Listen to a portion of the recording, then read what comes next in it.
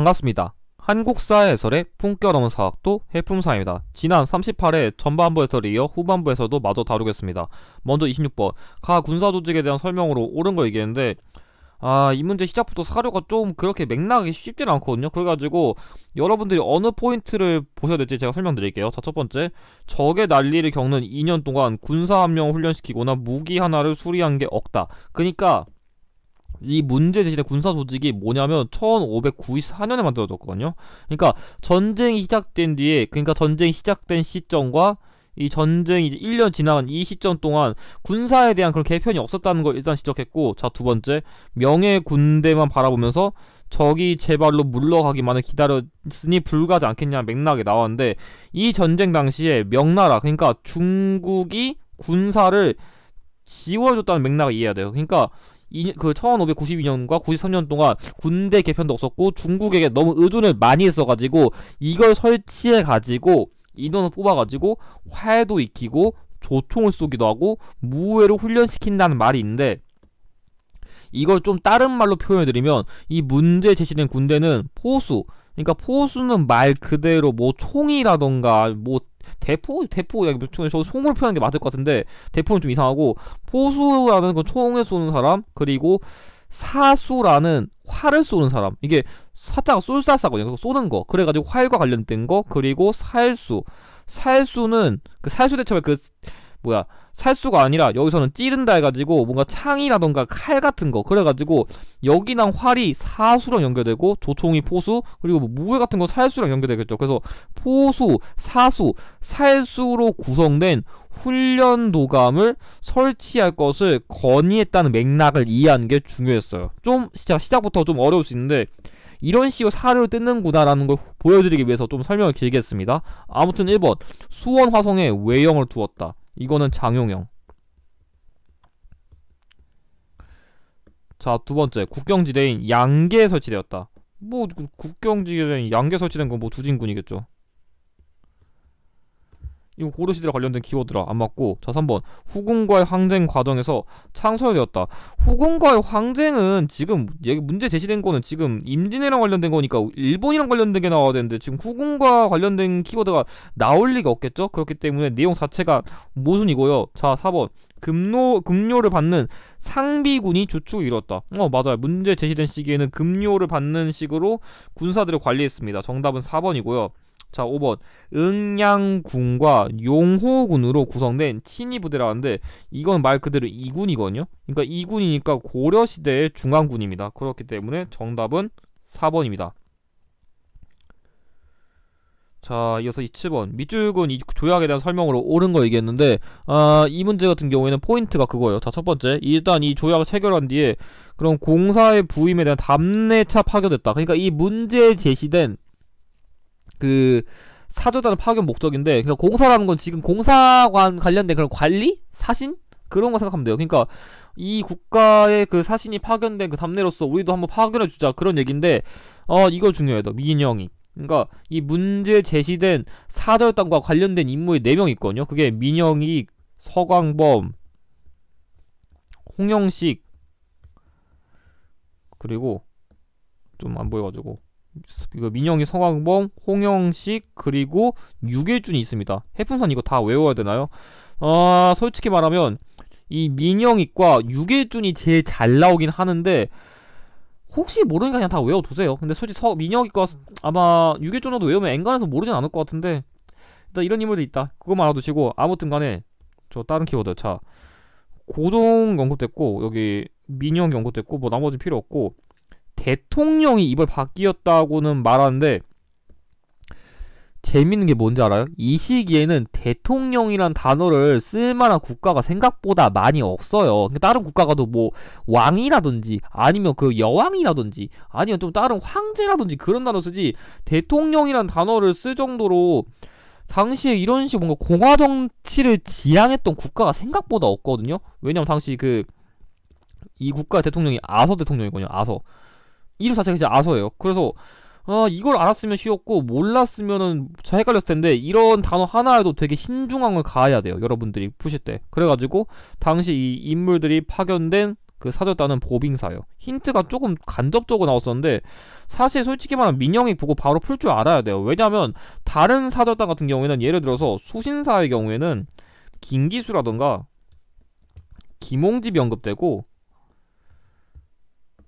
그래가지고 일단 그 수신사 같은 경우에 김씨 인물들이 언급되고, 영선사도 비슷하긴 한데 영선사의 경우에는 김윤식이 언급돼요. 그래서 솔직히 각 사절단과 관련된 대표 인물 정도 암기하는 건 기본 예입니다. 안 그럼 기출 못 풀어요. 자, 1번 최애국 대우 조항이 포함되었다. 맞아요. 문제 제시된 조약은 이거 보빙사 묻는 게 아니었구나. 이거 조미수호 통상조약이거든요.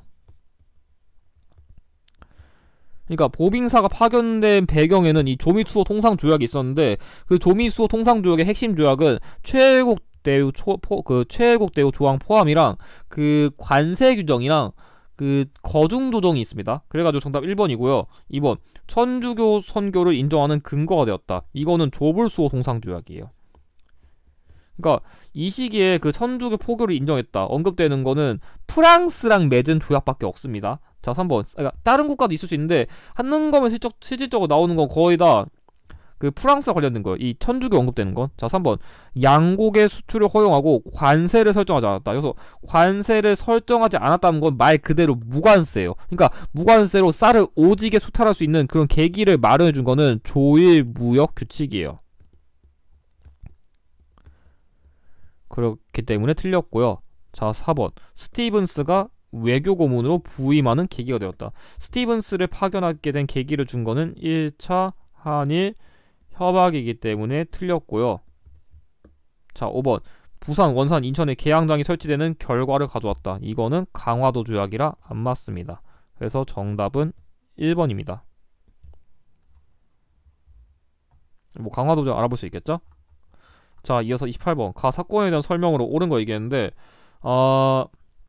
솔직히 말하면 이거는 지금 여러분들 주목하셔야 될 게, 일단 여기 사학징이라는 말이 있는데, 이어서 주목해야 되는 거는 이 사학이라는 말이 뭐 역사학 할 때 그 사학이 아니라 이 한자 자체가, 제가 이거 솔직히 이 종교 가르칠 때 되게 많이 강조하거든요. 뭐냐면 여기서 말하는 이 사학은 간사한 학문이에요. 그래서 이 사학징이 한자 자체를 지금 해설해보니까 이게 징벌한다는 거랑 관련된 단어거든요. 징벌? 그래가지고 간사한 학문 같은 걸 좀 이게 좀 징벌한다, 좀 그런 느낌의 맥락의 한자인 것 같은데, 결론적으로 여러분들이 좀 주목해야 되는 건 여기 나온 이 사학이랑 정순왕후랑 여기 나온 그 1801년에 발생했다. 여러분들이 1801년은 외워두는 게 좋은데, 솔직히 말하면 한능검에서 1801년이었다. 그럼 딱 두 가지 되거든요. 그게 뭐냐면 공노비 해방이랑 그리고 천주교 신자들을 박해한 신유 박해입니다. 그래가지고 좀 이 박해 유형의 키워드를 좀 제가 보충해드리면, 박해마다 그 좀 희생된 인물들? 그 희생된 인물들을 출제할 확률이 높은데, 그거를 크게 세 가지로 나눌 수 있거든요. 그게 뭐냐면 신해 박해. 그러니까 1791년에 정조 시기에 발생한 이 신해 박해 때는 권상현이랑 윤지충을 언급할 수 있고요. 자, 문제 제시된 신유박해, 그러니까 문제 제시된 이 1801년에 발생한 신유박해에서는 정약용, 정약전, 그리고 이승훈을 언급할 수 있어요. 그리고 조금 왔다 갔다 하는데 1866년에 우리가 또 그나마 흔히 하는 병인박해도 나올 수 있는데, 이 병인박해의 경우에는 프랑스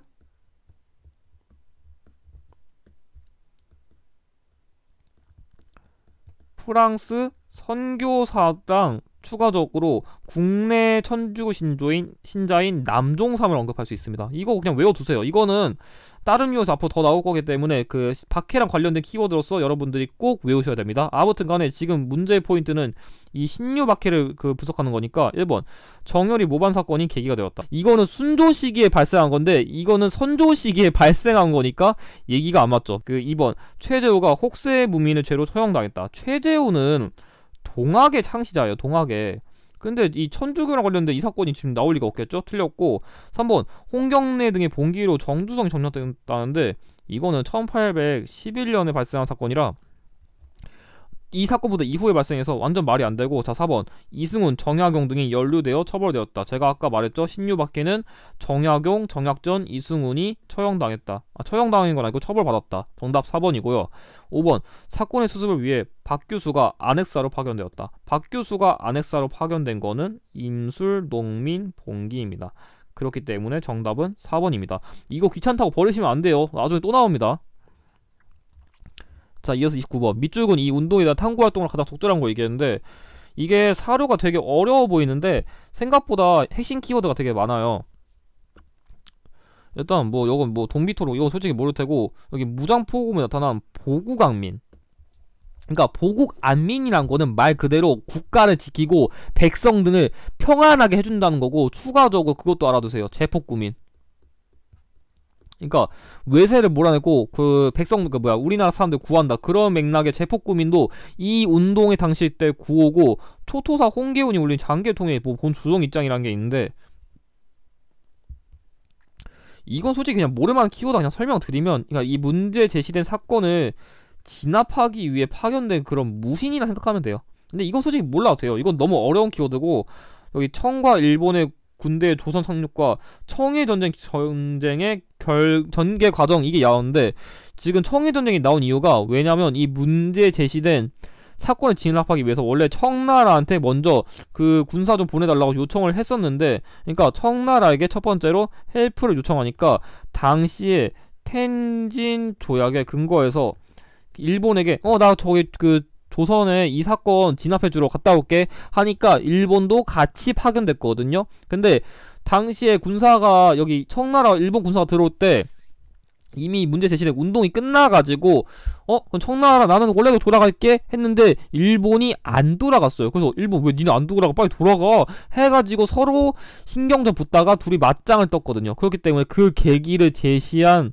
이 문제 제시된 운동은 동학농민운동이에요. 그러니까 이거 진압해주려고 서로 군사 파견했다가 맞짱까지 떴어요.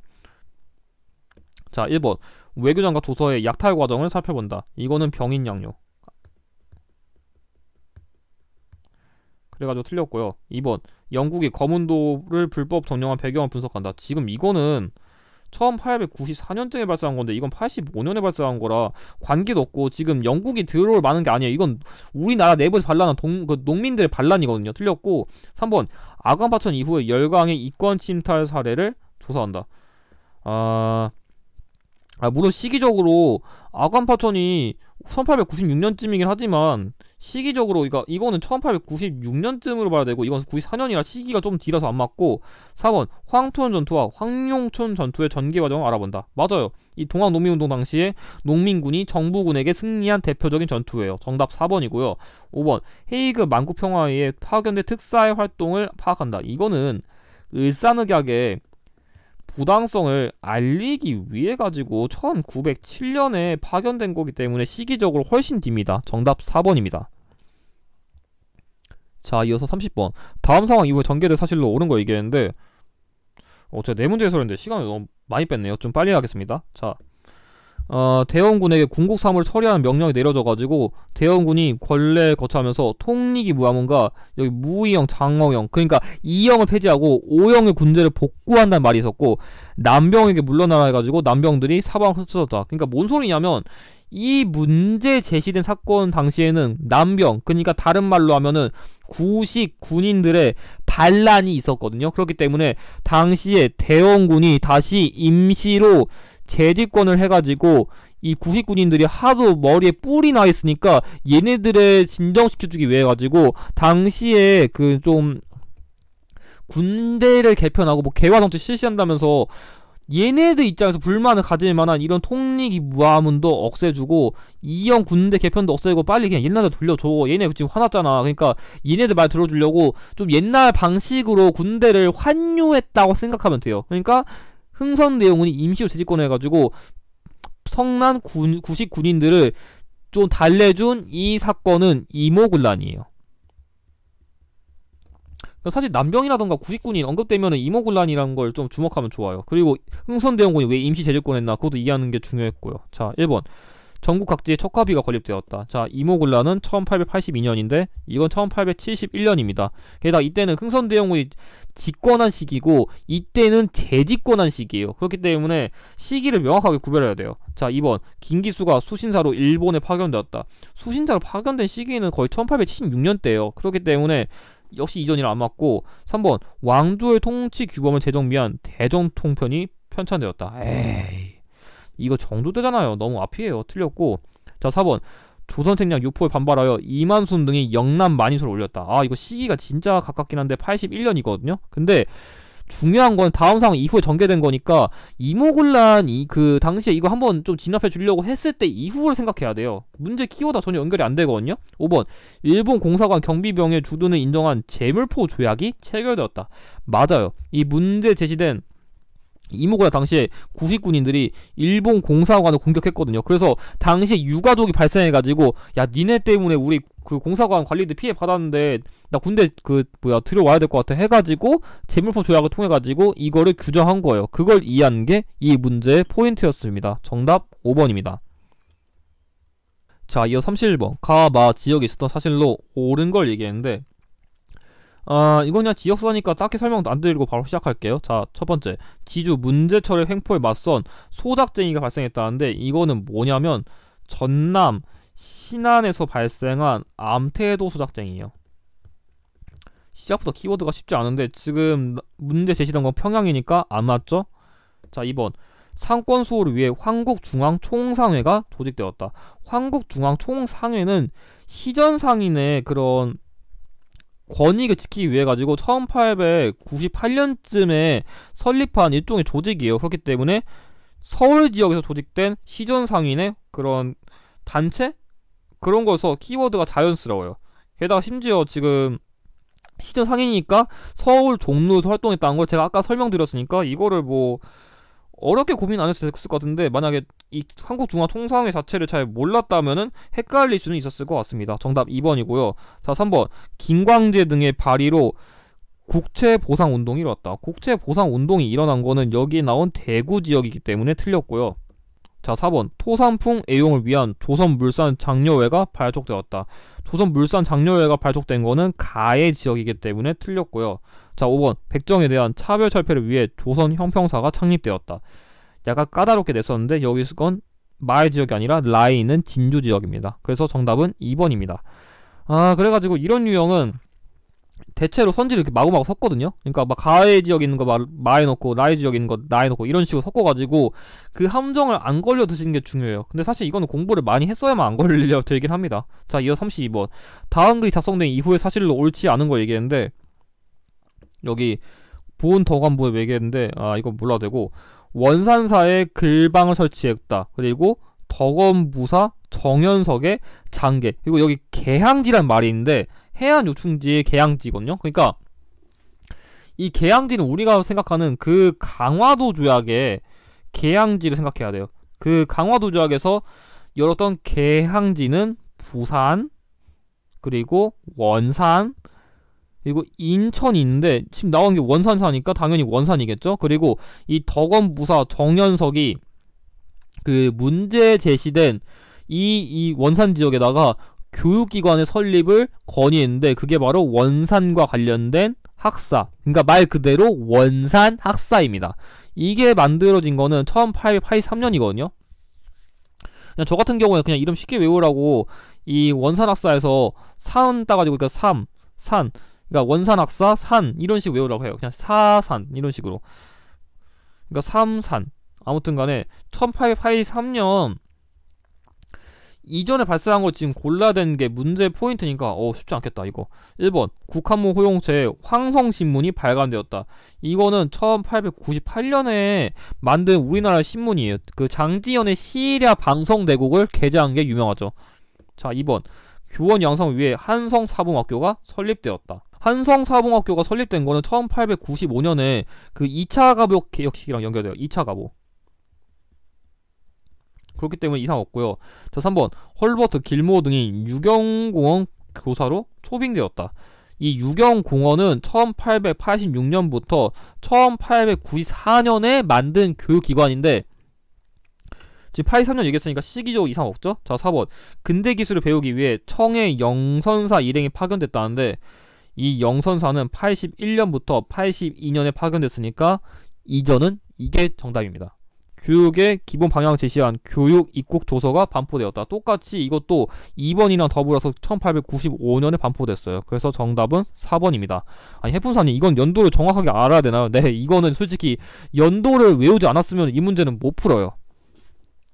그래가지고 만약에 도저히 이거 못 외우겠다, 이거 하나는 버리시는 것도 나쁘지 않을 것 같은데 내가 꼼꼼하게 공부하고 싶다면 이 유형 외우셔야 됩니다. 이건 연도를 암기하지 않으면 못 푸는 문제예요. 자, 이어 33번. 가 시기에 실시된 정책으로 옳은 거 얘기했는데 여기 나온 거에서는 그것만 하면 돼. 여기 황제란 표현이랑 원수부, 그러니까 원수부란 건 황제 직속 군대 기구 같은 거예요. 그러니까 황제라는 이름을 언급하는 거는 대한제국 시기밖에 없습니다. 우리나라 역사에서 황제라는 단어 쓰는 거 대한제국이 유일하다. 그거를 포인트로 잡았어야 돼요. 1번.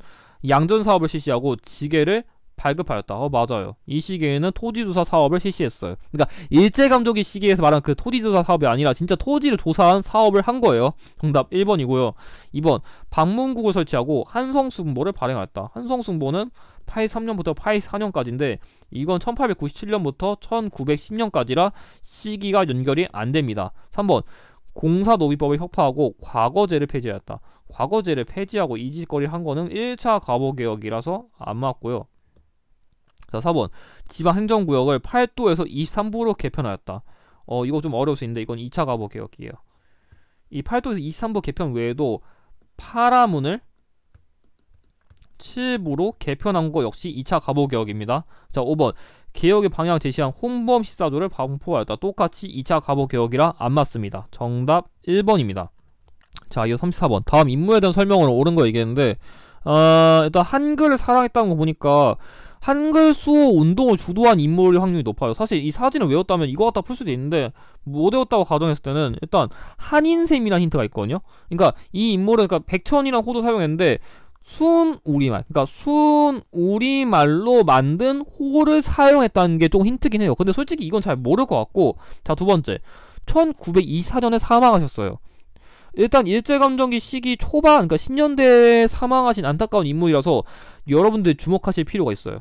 이걸 제가 왜 주목해야 되는지 이따 알려드릴게요. 자, 그리고 뭐 나머지 같은 경우에는 뭐 국어문법, 뭐 말해서리 이런 거 있는데 결론부터 얘기하면 이 인물은 주시경 선생님이거든요. 그러니까 한글 수호 운동 중에서도 조금 초반에 활동하신 인물인데 솔직히 이거 갖다가 그러면 한글 수호 운동 막 조선어 학회도 있고 연구회도 있는데 그럼 어떻게 풀어요? 그 한두 개도 아닐 텐데. 심지어 지금 문제 저기 풀어봤는데 지금 다 한글 관련된 키워드인데 이거 어떻게 풀려고 만든 거예요? 할 수 있거든요. 자, 지금부터 잘 들어봐요. 자, 1번. 잡지 한글을 가능하였다. 이거 되게 애매한 선지인데 이거는 조선어 연구회랑 학회 모두 가능해요.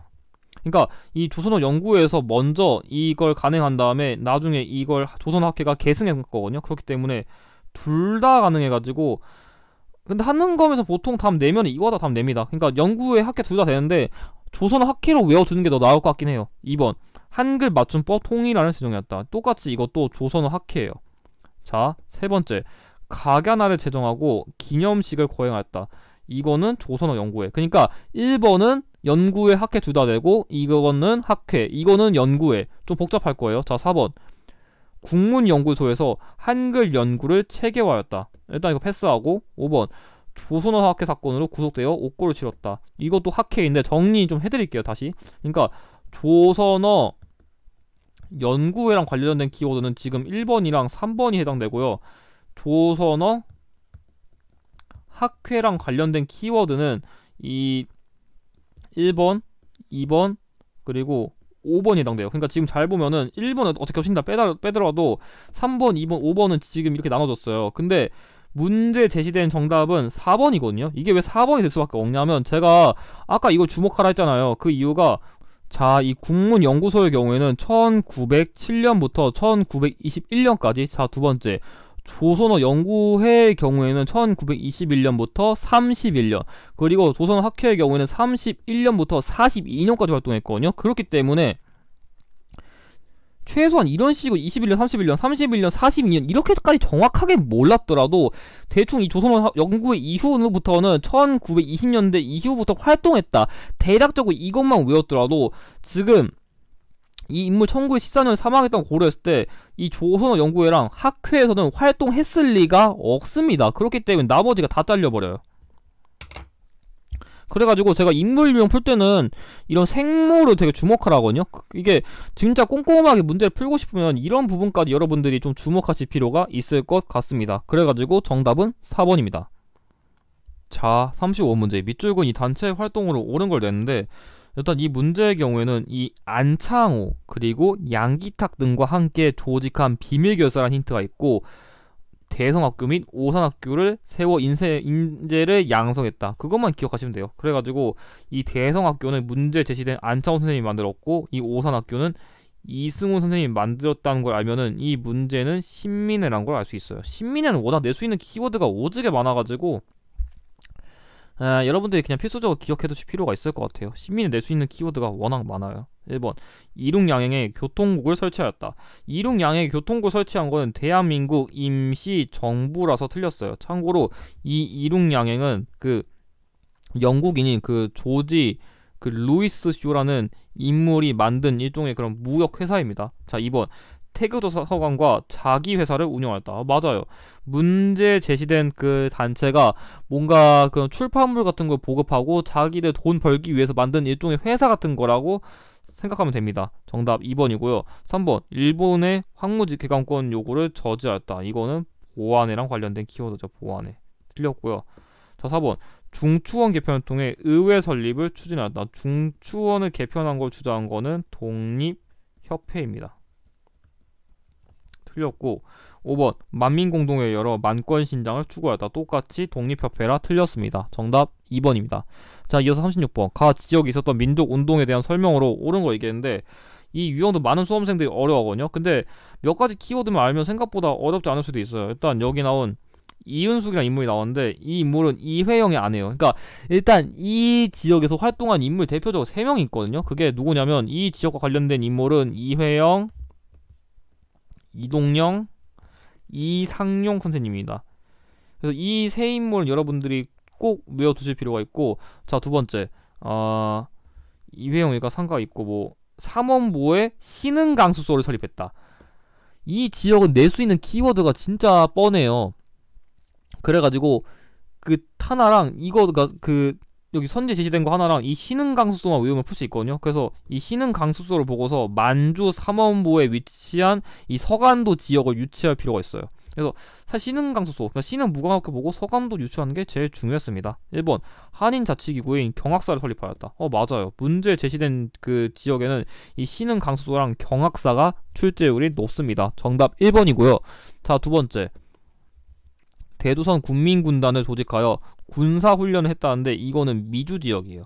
미주지역에서 박용만이 조직한 거죠. 자, 3번 대한인 국민회를 중심으로 외교활동을 전개하였다. 똑같이 미주지역이라 안 맞고요. 참고로 연해주 지역은 대한인 국민회가 아니라 대한국민의회입니다. 이거 진짜 어려워요. 자, 4번 유학생들이 중심이 되어 28 독립선언서를 발표하였다. 이거는 일본, 뭐 정확하게 도쿄긴 한데 아무튼 일본 관련된 거가 틀렸고, 5번 대한광복군 정부가 세워져 무장 독립 투쟁을 준비하였다. 이거는 연해주 지역과 관련된 키워드입니다. 참고로 이 대한광복군 정부의 대통령은 이상설 선생님이었고 부통령은 이동희 선생님입니다. 그래서 정답은 1번입니다. 자, 이어 37번 밑줄은 이 사건이 일어난 시기에 연표에서 옳게 고르라고 했는데, 일단 여기 나온 이 얼마 전 연길 일대란 말이 나왔는데, 이 연길이 어디냐면 중국 지린 쪽이에요. 뭐 더 넓게 표현하면 만주 지역이라 할 수 있어요. 그러니까 만주 지역에서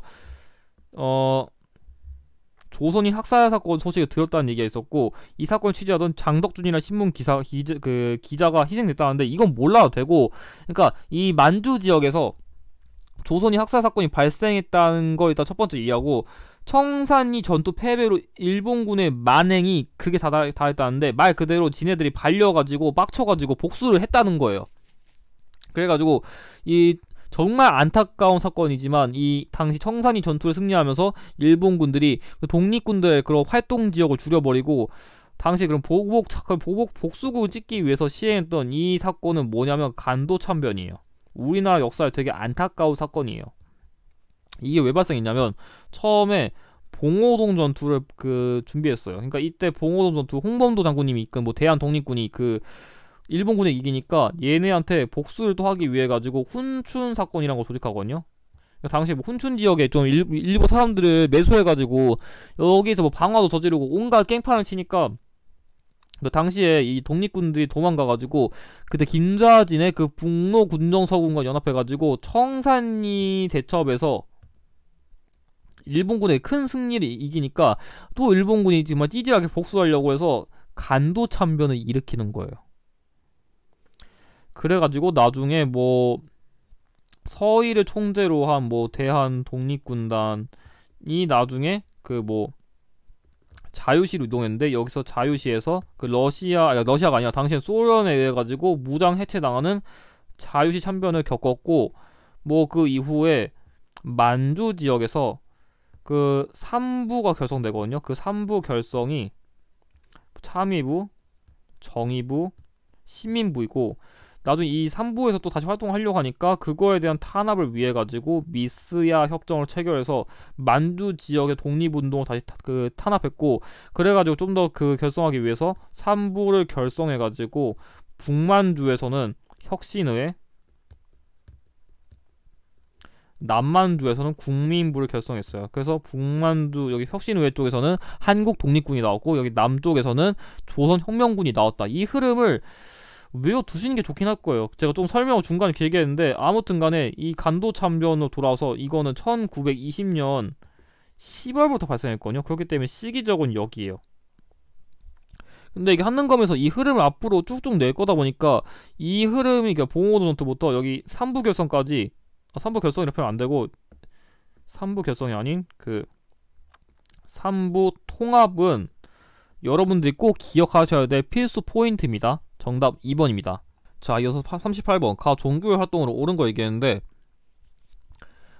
이 문제의 경우에는 여기 뭐 이 인물 모르더라도 단군에 대한 여러 저수를 주관했다. 그러니까 이 문제 제시된 종교가 단군을 숭배하는 그런 특징이 있고 특히 나철의 뒤에 이어가지고 2대 교주에 취임했다고 했는데 그럼 말 그대로 나철이 초대 교주로서 이 종교를 조직했다는 거예요. 그렇기 때문에 나철과 단군과 관련된 이 종교는 대종교예요. 그러니까 대종교는 단군과 나철만 외워도 풀 수 있습니다. 거의. 1번 사철령 폐지 운동을 전개하였다. 이거는 불교 개혁 운동인데 불교 개혁과 관련된 인물은 대표적으로 한용운이 있습니다. 2번 개벽 신여성 등의 잡지를 발행하였다. 이거는 천도교. 그래서 틀렸고 3번 항해단체인 중광단의 결성을 주도하였다. 맞아요. 문제 제시된 종교랑 천주교가 군사 조직과 관련된 키워드가 자주 나오는데 이 천주교는 의민단이 언급되고 중광단은 대종교입니다. 그래서 특히 이 중광단은 북간도 지역과 관련된 그런 항해단체라는 것도 기억해두면 좋아요. 정답 3번이고요. 자, 4번 배제학당을 세워 신학문 보급에 기여하였다. 이거는 아펜젤러라서 틀린 내용이고 자, 5번 경향신문을 발행하여 민중 계몽을 위해 노력하였다. 이게 천주교이기 때문에 틀렸습니다. 정답 3번입니다.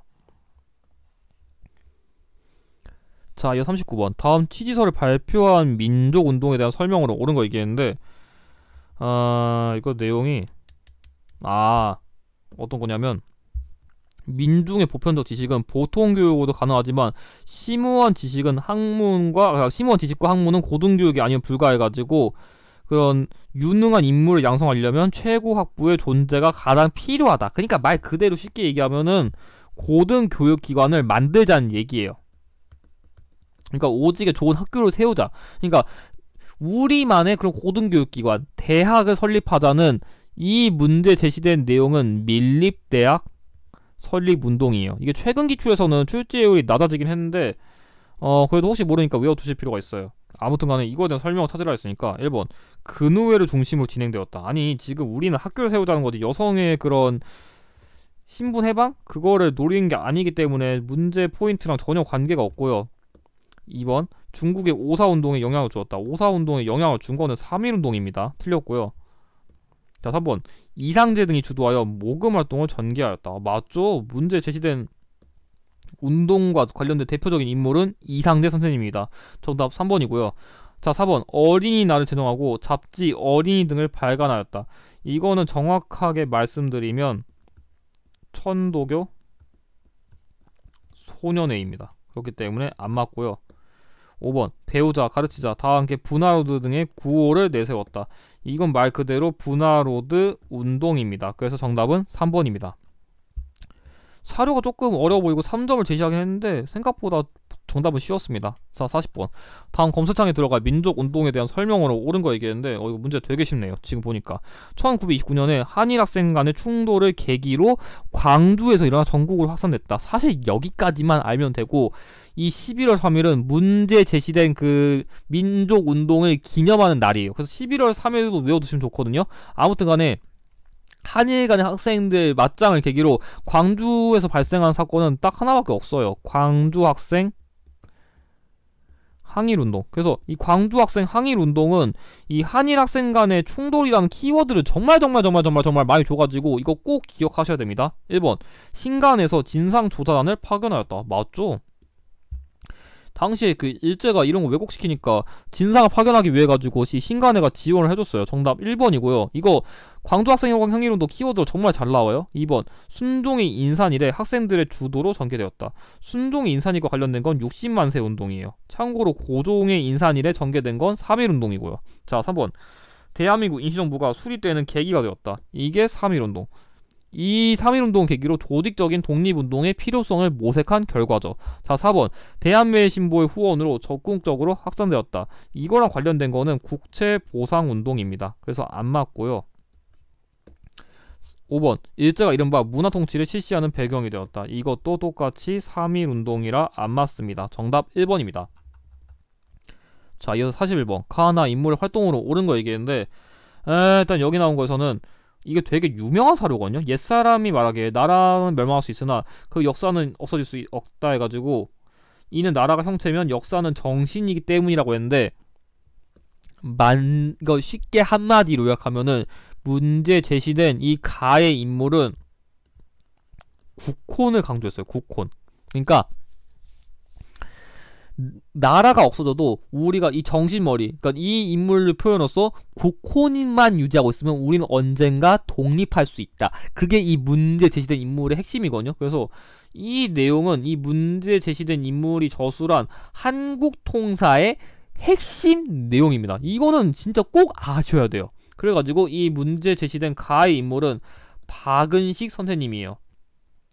자, 나의 인물. 우리 조선의 역사는 세계사적 이론론적인 역사 법칙에 의해 다른 민족들과 거의 같은 궤도로 발전했다는데 이게 무슨 말이냐면 쉽게 얘기해서 우리가 세계사적인 그런 역사를 봤을 때도 우리나라 역사가 뒤처진 게 아니다. 그 말이에요.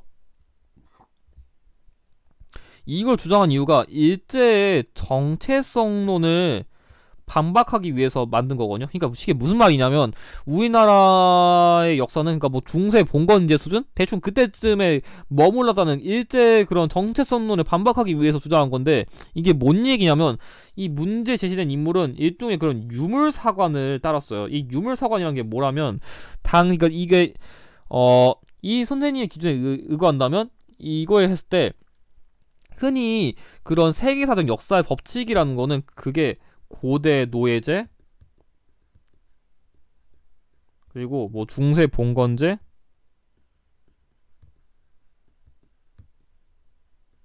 그리고 아마 근대 자본주의 이 흐름을 그대로 따간다는 게 이게 핵심이거든요. 그 유물사관에. 그러니까 이런 흐름을 우리나라 우리나라 한국사에서도 그대로 따라갔다 하면서 정체성론을 반박하는 거거든요. 그렇기 때문에 이거는 그 조선 사회 경제사랑 관련된 걸 저술한 백남원 선생님의 주장입니다. 좀 설명이 좀 어려웠는데 이거 자체가 각 인물의 핵심적인 그런 사료와 힌트로서 되게 잘 나오기 때문에 이게 어떤 걸 의미하는지 여러분들이 정확하게 이해하지 못하시면 나중 가서 꼬입니다. 아무튼 1번 한국 독립운동 지열사에서 독립투쟁 과정을 서술하였다. 맞아요. 문제 제시된 인물은 제가 항상 그거 강조하거든요. 이 문제 제시된 인물은 아프고 힘든 거 한다거든요. 그래서 제가 이 아프다 할 때 통자랑 그 피가 나고 힘든다 할 때 그 혈자를 강조합니다. 그렇게 암기하면 조금 더 쉽게 외울 수 있어요. 그러니까 이 인물은 아프고 힘들고 피난다. 정답 1번이고요. 자, 2번. 유물사관 토대로 신민사학의 정체성론을 반박하였다. 이제 이해 가시나요? 이게 나의 주장이라는 거예요. 제가 그래서 이걸 설명드린 게 이 선지의 내용을 이해시키려고 일부러 풀어드린 거를 좀 이해해주세요. 자, 3번. 진단학회를 창립하여 실증주의 사학을 발전시켰다. 실증주의 사학인 그 진단학회와 관련된 인물은 이병도랑 손진태죠. 그렇기 때문에 틀렸고요. 자, 4번. 독사신론을 발표하여 민족을 역사서술의 중심에 두었다. 독사신론과 관련된 거는 신채호 선생님입니다. 틀렸고요. 5번. 조선학 운동을 주도하여 여유 당전설을 가능하였다. 이거랑 관련된 대표적인 인물로는 정인보 선생님이 있습니다. 그래서 정답은 1번입니다. 이 내용 꼭 기억하셔야 돼요. 나중에 또 나옵니다. 자, 이거 42번. 가 인물의 활동으로 옳은 거 얘기했는데 한국독립군과 한국광복군의 총사령관으로 활동했다. 사실 이것만 갖다 알아야 돼요. 그러니까 다른 말로 표현하면 한국 독립군과 한국 광복군을 주도한 인물이 누구예요? 사실 그거 나왔으면 딱 하나 나와야 돼요. 지청천 선생님. 그러니까 조선혁명군은 양세봉 선생님이 주도했고 한국 독립군은 지청천 선생님이 주도했다. 그것만 알았으면 이 문제는 쉬웠습니다. 1번. 의열단을 조직하여 단장으로 활동하였다. 이거 말고 의열단이 아니라 이거는 김원봉 선생님이라 틀렸고요. 2번. 동양척식 주식회사의 폭탄을 투척하였다. 동양척식 주식회사의 폭탄을 투척한 거는 나석주 선생님이죠. 틀렸고요. 3번. 고동의 매질을 받아 독립의군부를 조직하였다. 이거는 임병찬 선생님입니다. 임병찬. 안 맞고. 자, 4번. 쌍서모 전투에서 한중연합작전을 전개하였다. 아니, 여기 나온 이 한국 독립군이 쌍성보 전투에서 승리했다. 사실 이것만 연결했어도 이 인물을 모르더라도 답은 풀 수 있었네요. 정답 4번이고요. 5번. 명동성당 앞에서 이완용을 습격하여 중상을 입혔다. 이거는 이재명과 관련된 키워드입니다. 그래서 정답은 4번입니다. 자, 이어서 43번. 다음 두 우거를 일으킨 단체에 대한 설명을 옳은 걸 얘기했는데 이 문제는 되게 쉬워요. 일단 일왕이 행렬이 궁성부궁에 이르렀을 때 한인 한 명 뛰쳐나와가지고 행렬을 향해 수류탄을 투척했다. 그러니까 이 한인이 일왕에게 폭탄을 투척했다. 그걸 이해하는 게 중요했고, 자, 두 번째. 일왕의 생일인 천장절 기념식장에 폭탄을 투척해서 다수의 일본 군부 및 정계 요인에게 부상을 입혔던 한인은 윤지사는 현장에서 체포됐다. 그러니까 뭔 얘기냐면, 더 요약해가지고 이 위에 있는 사료는 도쿄에서 천황에게 폭탄을 투척했다는 거고, 자, 두 번째. 여기서는 이 윤봉길 의사가 그 일본의, 그러니까 일종의 장교라던가 중요 인사 등을 에게 폭탄을 투척했다는 거예요. 그러니까 여기 위에 있는 거는 이봉창 선생님의 의거고 아래는 윤봉길 선생님의 의거니까 이거는 한인 애국단이란 것을 알 수 있어요. 사료가 조금 까탈스러워서 보일 수 있지만 한자가 많아가지고 핵심만 이해하면 별로 안 어려웠어요. 1번. 중일전쟁 발발 이후에 창설되었다. 아니, 중일전쟁은 1937년인데 이 한인애국단은 거의 31년쯤에 활동하기 시작한 단체라 틀렸고요. 2번. 김구의 주도로 상하이에서 조직되었다. 맞아요. 문제 제시된 조직은 김구의 주도로 대한민국 임시정부를 부흥하기 위한 목적에서 만들었습니다. 정답은 2번이고요. 자, 3번. 조선혁명선언을 활동 지침으로 했다. 이거는 문제 제시된 단체가 아니라 의열단과 관련된 키워드입니다. 틀렸고요. 자, 4번. 김익상, 김상옥 등이 단원으로 활동하였다. 똑같이 의열단이라 틀렸어요. 참고로 김익상 선생님은 그 조선 총독부에서 활동했고 김상옥 선생님은 그 종로경찰서에서 활동했어요. 종로경찰서 의거활동. 자, 5번. 일제가 꾸며낸 배고인 사건을 계기로 해체되었다. 이거는 신민회랑 관련된 키워드라 틀렸습니다. 정답은 2번입니다. 자, 이거 44번. 밑줄곤 시기에 있었던 사실로 옳은 거 얘기했는데 이 문제의 경우에는 태평양 전쟁이 전개되는 시기에 만든 포스터로 애국반이 활동했다. 그리고 징병제. 그러니까 이 애국반이란 거는 당시 일제에게 충성하라 해가지고 우리나라 사람들을, 그러니까 그런 충성심으로서 애국하라고 강요한 일종의 그런 단체? 아니면 뭐 끌고 간 거? 그냥 그런 거 생각하면 되고, 제일 중요한 거는 이 1941년에 발생한 태평양 전쟁을 이해하는 거예요. 그러니까 이 밑줄근 시기를 내기 위해 가지고 하는 거 자주 주는 키워드가 태평양 전쟁이랑 중일 전쟁이에요. 이거 두 개는 꼭 외워두세요. 1930년대 후반 키워드 내려고 가장 많이 활용한 전쟁 두 가지가 이 두 개거든요. 그래가지고 이거가 언급됐다. 그러면 전쟁, 세뇌, 노역과 관련된 키워드가 자주 언급됩니다. 특히 징병제도 전쟁과 관련된 키워드죠. 자, 1번. 회사령이 철폐되었다. 회사령이 철폐된 거는 1920년입니다. 너무 이전이고요. 2번. 조선 태형령이 시행되었다. 태형령도 20년대 가서는 다 폐지됐어요. 틀렸고요. 3번. 토지조사 사업이 실시되었다. 토지조사 사업도 1910에서 18년대라 안 맞고. 자, 4번. 여자정신 근로령이 공포되었다. 이거 1944년에 여성들도 노동을 위해서 노역을 끌고 왔다. 연결됩니다. 정답 4번이고요. 5번. 제1차 조선교육령이 발표되었다. 이거는 1911년부터 22년까지이기 때문에 틀렸습니다. 정답은 4번입니다.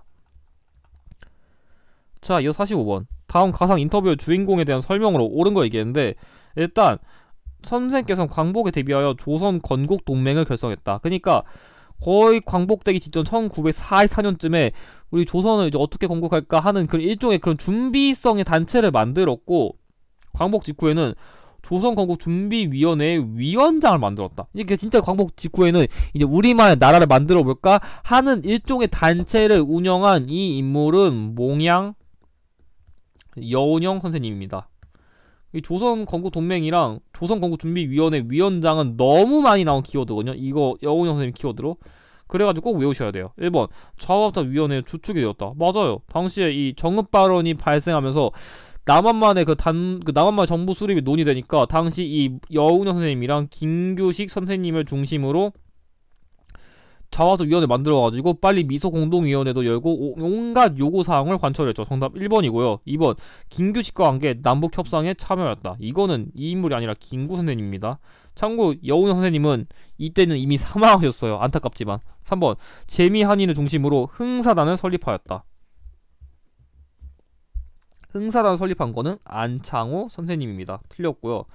자, 4번. 정읍에서 남한만의 단독 정보 수립을 주장했다. 단독 정보 수립을 주장한 것은 이승만입니다. 틀렸고요. 5번. 중국 국민당과 협력하여 조선의용대를 창설하였다. 이거는 김원봉 선생님이기 때문에 안 맞습니다. 정답 1번입니다. 자, 이어 46번. 가나사이 시기에 있었던 사실로 옳은 걸 얘기했는데, 이거는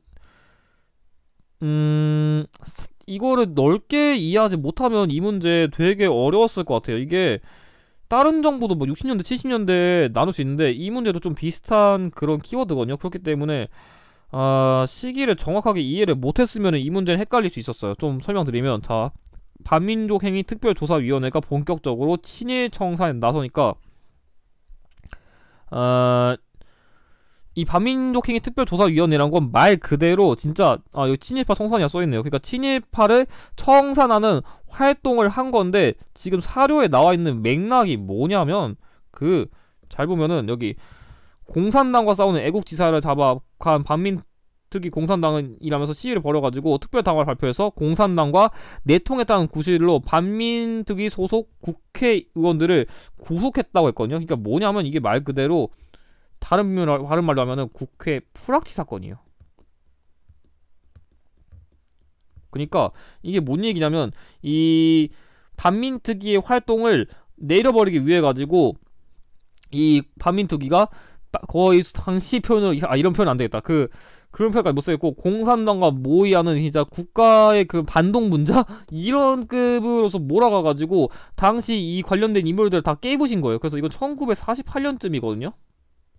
그래가지고 친일파 청산이 제대로 됐어야 되는데 이것 때문에 제대로 못된 것도 있어요. 되게 안타까운 사건입니다. 그래가지고 일단 1948년쯤이고 이때는, 자, 두 번째, 자유당은 당시 대통령 한해서 중임 제한을 적용하지 않는다는 골자로 하는 개헌을 추진했다. 그래가지고 이거는 죄송합니다. 제가 이거 연도를 잘못 말했네요. 이거 1948년이 아니라 1949년입니다. 아무튼 이 나의 사료의 경우에는 중임 제한을 적용하지 않는다는 개헌이기 때문에 4.4.5입 개헌입니다. 지금 잘 보면 사료 맥락에서도 4.4.5입의 논리를 내세워서 개헌안이 다시 통과된 것으로 번복했다는 말이 있잖아요. 이거 되게 유명한 개헌이거든요. 그래서 1954년이에요. 그래서 1949년에 국회 프락시 사건이랑 4.4.5입 개헌의 사이 역사적 사실을 이해하는 게 중요했는데 1번 정부 형태가 내각 책임제 바뀌었다. 내각 책임자는 말 그대로 국회 중심이거든요. 이거는 1960년대 장면 내각식이에요. 장면 내각. 2번 장기 독재를 가능하게 한 유신헌법이 공포되었다. 그러니까 이거는 장면 내각 시기, 이 유신헌법 시기는 박정희 정부 시기. 그래서 1972년. 일단 둘 다 너무 이후라서 안 맞고요.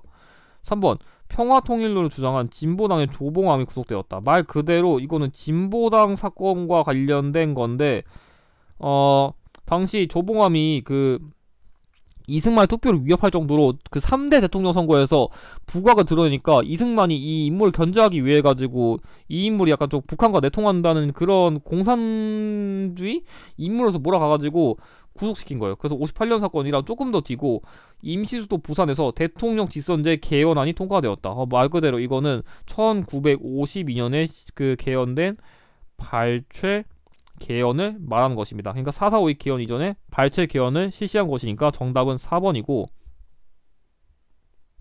자 5번 여당 부통령 후보 당선을 위한 3.15 부정선거가 자행되었다. 3.15 부정선거가 시행된 것도 1960년이라 문제 제시된 시점보다 이후입니다. 정답 4번입니다.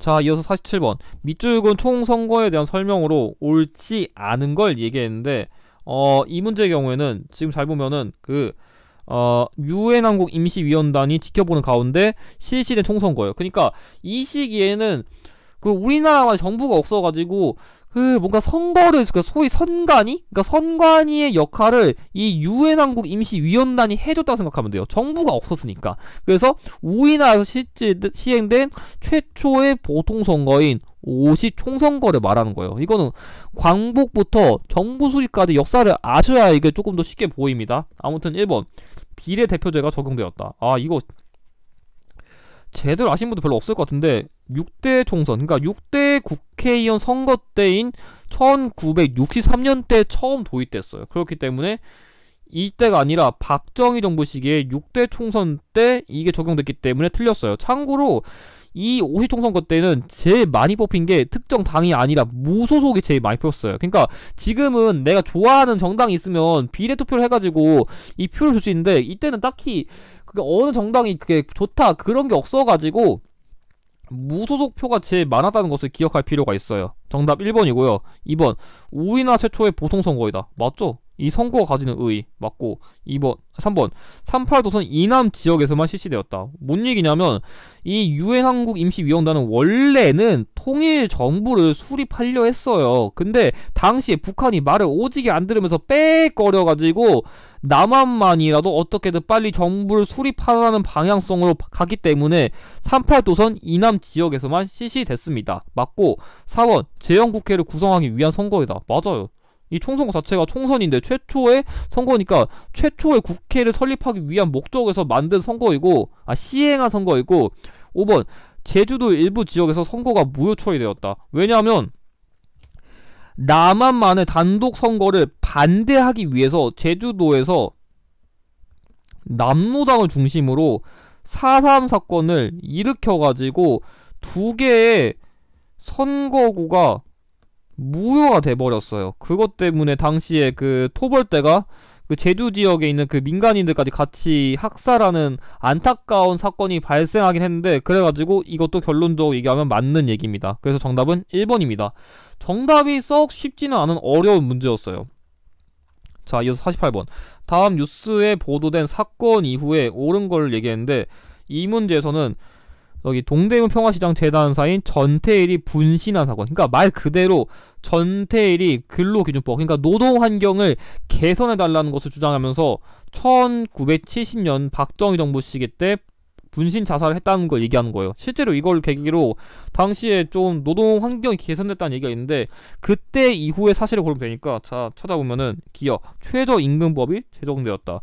아, 이것도 솔직히 잘 모를만한 키워드인데, 이거 1986년에 전두환 정부 시기에 시행한 제도예요. 그러니까 좀 노동 임금 관련된 제도를 개편해 준 거니까 맞는 얘기고.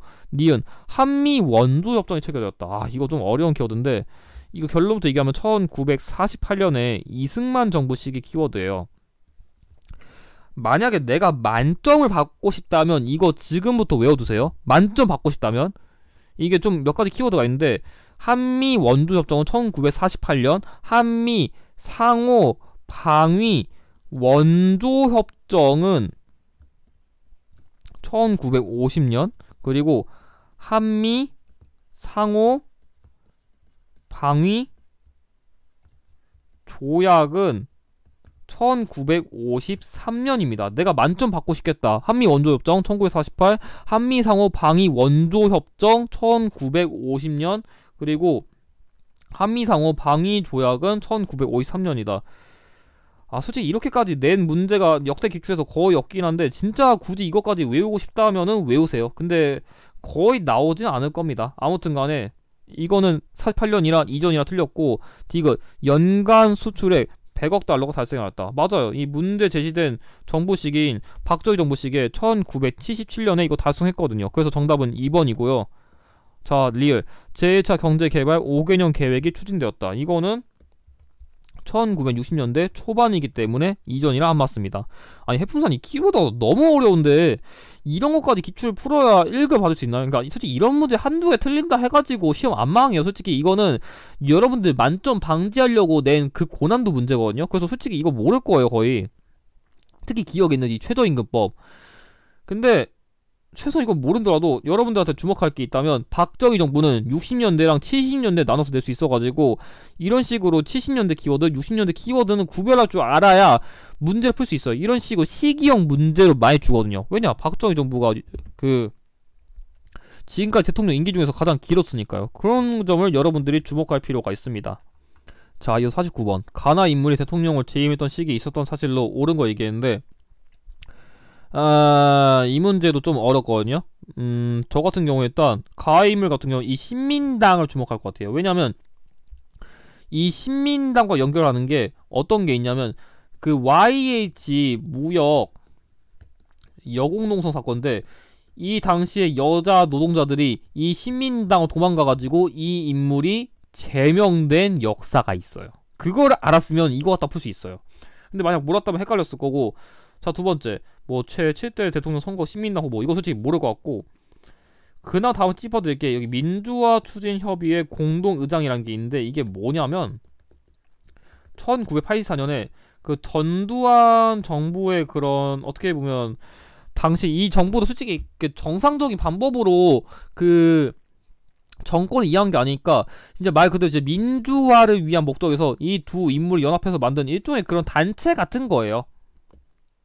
근데 만약 이것도까지 몰랐다, 솔직히 여기까지 안 됐으면은 솔직히 이걸로 풀었어야 돼. 14대 15대. 이거까지 몰랐으면 이제 더 이상 방법이 없어요. 왜냐면 저 같은 경우에는 항상 그 역대 대통령의 그 연도를 외우는데, 저 같은 경우 항상 14대 대통령 외우라고요. 그러면 14대만 외우면 거기서부터 이제 다음, 이전 이렇게 넣으면은 그나마 문제 쉽게 풀 수 있는데, 지금 현 19, 이 촬영의 기준 19대 대통령이 문재인 대통령이잖아요. 그럼 18년 때는 그 박근혜 대통령, 그리고 17년 때 이명박 대통령, 그리고 16대 노무현 대통령, 그리고 이제부터 나오는 거죠. 노무현 대통령 이전에 그 제위했던 대통령은 김대중 대통령이고, 이 14대 대통령은 김영삼 대통령이에요. 그래서 저 같은 경우에는 이 14대 대통령인 김영삼 대통령이, 이게 직접적인 힌트가 많이 나와가지고 김영삼 정부를 중심으로 외워두는 것을 권장합니다. 그러니까 김영삼 정부랑 김대중 정부 나왔으니까 한번 찾아보죠. 기억 남북 기본 합의서가 채택되었다. 이거는 노태우 정부랑 관련된 키워드라 안 맞고요. 니은 금융실명제가 전격 시행되었다. 이거는 맞죠? 이 김영삼은 약간 좀 금융의 투명한 운영과 관련된 제도를 많이 시행했거든요. 맞고요. 이거 6.15 남북 공동선언이 발표되었다. 맞아요. 그 우리나라 역사상 최초의 남북 정상선언. 정답 3번이고요. 리을 미국과의 자유무역협정이 체결되었다. 이거는 노무현 정부를 안 맞습니다. 그래가지고 솔직히 얼굴 보고서 아무리 젊은 시절 얼굴이지만 이 노태우 정부랑 노무현 정부인 거 알았으면은 이거 키워드 매칭해가지고 이 인물도 이런 걸 했었나, 사실 이렇게도 풀 수 있지 않았을까 싶습니다. 그래서 정답은 3번입니다. 자, 그럼 이번 38의 마지막 문제인 50번 문제. 다음 선언문을 발표한 민주화 운동에 대한 설명으로 옳은 거 얘기했는데, 일단 여기 나온 이 올림픽을 이유로 민주화를 유보하자는 역대 독재 정권의 거짓 논리란 말이 있는데, 이어서 말한 이 올림픽이란 거는 서울 올림픽이에요. 그러니까 원래는 이 정권 시기에 그 서울 올림픽의 개최가 얘기됐었는데, 이 정권 때 시행되지는 않고 다음 정권인 노태우 정부 시기 때 이 서울 올림픽이 개최됐었는데, 아무튼 그거 모르더라도 4.13 폭거가 무효임을 선언한다. 그러니까 이 4.13 호원 조치를 통해 가지고 나 개헌 안 할 거야 했다가 터졌던 민주화 운동이 뭔가요? 바로 6월 민주항쟁이다. 그러니까 4.13 호원 조치를 이해하는 게 이 문제의 포인트였어요. 1번, 양원재 국회가 출연하는 결과를 가져왔다. 양원재 국회가 출연한 거는 4.19 혁명이기 때문에 틀렸고요. 2번, 굴욕적인 한일 국교 정상화에 반대하였다. 이거는 6.3 시위라서 안 맞고. 자, 디귿. 3번, 신군부의 비상계엄 확대가 원인이 되어 일어났다. 신군부의 비상계엄과 관련된 거는 5.18 광주 민주화 운동이기 때문에 틀렸고. 자, 4번, 관련 자료가 유네스코 세계기록유산으로 등재되었다. 똑같이 5.18입니다. 그래서 정답은 5번입니다. 5년 단임의 대통령 직선제 개헌이 이루어지는 계기가 되었다. 맞아요. 솔직히 6월 민주항쟁 내면은 이 5년 단위의 뒷선제 개헌, 와, 극빈출 키워드예요. 진짜 답 내면은 한 70% 80%는 이걸로 답 내니까 까먹으시면 안 됩니다. 그럼 이것으로 고급 38의 해설을 마칩니다. 영상의 내용이 도움이 되셨다면 좋아요와 구독을 부탁드립니다. 감사합니다.